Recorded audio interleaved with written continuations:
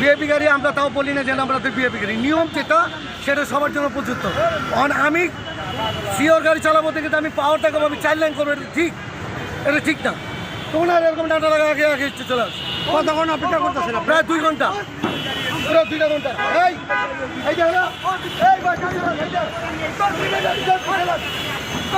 কোনো কথা নেই, গাড়ি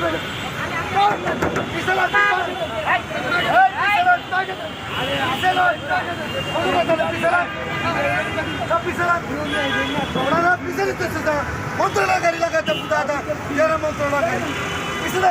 500 লিটার যে পাম্প বিক্রি করতে পারবে তারে 500 লিটারের জায়গায় 550 600 দিচ্ছে।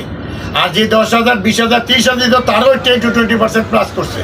এখন পাবলিকের চাহিদা তো ওই 500 জায়গায় এখন 3,000 হয়ে গেছে। ওইটা সরকার কোথেকে দিবে? সরকার দিতে পারে, সরকার কাছে তেল আছে, ওটা যদি দেয় তো দেশটা তেল শূন্য হয়ে যাবে, ট্রিপারের অবস্থা হয়ে যাবে। তখন কি করবেন? আপনি কি করবেন, আমি করবো, ভোক্তা কি করবে? সরকারকে তো একটা জিনিস চিন্তা করে তেল দেয় না, ওনাদের অনেক কিছু চিন্তা করে তেলটা দেয়। আর পাম্প যেই পাম্পওয়ালা বলতেছে যে আমার পাম্পের চাহিদা 10,000, আমাকে দিচ্ছে 4,000, ওনার পাম্পের 10,000 চাহিদা আজকে এই ক্রাইসিস টাইমে। ওনাকে বলেন আপনি আমার শো করেন গত বছর কী পাচ্ছেন, দেখেন কি দেখাতে পারে কিনা। এটা তো আমরা অ্যাসোসিয়েশন, আমরা জানি তো এগুলো। আমাদের সাথে আমরা তো দেখতেছি কোন পাম্পে কি দিচ্ছে, কোন পাম্পে দিচ্ছে না। এখন পাবলিকের একটা টেন্ডেন্সি দুইটা, 1-2 দিন ছিল, একটা এখন আরেকটা বাড়ছে। সেটা কি? হলো প্যানিক বাইং টেন্ডেন্সি। এইটাই ছিল এতদিন। এখন আবার আজকে 8-10 দিন যাবো শুরু হয়েছে হোল্ডিং টেন্ডেন্সি। শুধু হোল্ডিংটা, এই তেল নিয়ে আবার বাইরে বিক্রিও করতেছে মোটরসাইকেল। এটা কি করবো আমি? এটা গভর্নমেন্ট কি করবে? ওই যে বাইরে গিয়ে দেখেন খুচরা তেল যারা বিক্রি করে তারা কোনো there no holding any government licence, তারা সব চোরাই তেল কিনে মার্কেটিং করে। এবং এইটা কিন্তু এখন না, এইটা 20-25 বছর যাবত হয়ে আসতেছে। আমরা পুলিশকে বলছি, মিনিস্ট্রিকে বলছি, বিবিসিকে বলছি, ওনারা ব্যবস্থা নেয় না। ওই পুলিশ কনসার্ন থানায় ব্যবস্থা নেয়, আমরা যখন চিল্লাচিল্লি করি, আপনাদের টেলিভিশনের ক্যামেরা যখন যায়, ওনারা গিয়ে ওখানে উঠে দিয়ে আসে, উঠে থানা বন্ধ যাওয়ার আগে আবার চালু করে দেয়। এগুলি কেন গভর্নমেন্ট বন্ধ করে নেই? এগুলো বন্ধ করে নেই দেখে তো আমি আমার মতো লোকজন নিয়ে চুরি করে এই চোরাই তেল নিয়ে বিক্রি করতেছি। বন্ধ করেন সব।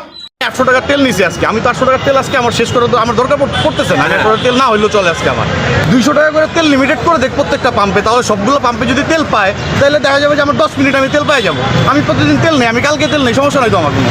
আমি আগামীকালকে মানে আমি ওকে তেল পাম্প, আমার সমস্যা তো নাই এখানে। আমার 2 ঘন্টা সিরিয়ালের দ্বারা 800 টাকার তেল কেন নিতে হবে? আপনি প্রত্যেকটা পাম্পে অ্যাভেলেবল করেন, 200 টাকা করে লিমিটেড করেন। এগুলো প্ল্যানিং তো করতে হবে, এগুলো এইটার তো কেউ একজনের পদক্ষেপ নিতে হবে বিষয়গুলো, তাই না? এগুলো তো আমি চাইলে আর হবে না, এগুলো কর্তৃপক্ষ ব্যবস্থা করতে হবে। কীভাবে ব্যবস্থা করলে সমস্যার সমাধান হবে সেটা করা উচিত গভর্নমেন্টের অথবা যে কর্তৃপক্ষ আছে তার। এটা হচ্ছে ওয়ার্ল্ড ওয়াইডে একটা সমস্যা হইতেছে, এটা আমরা মানতেছি ভাই, এটা তো সমস্যা নাই।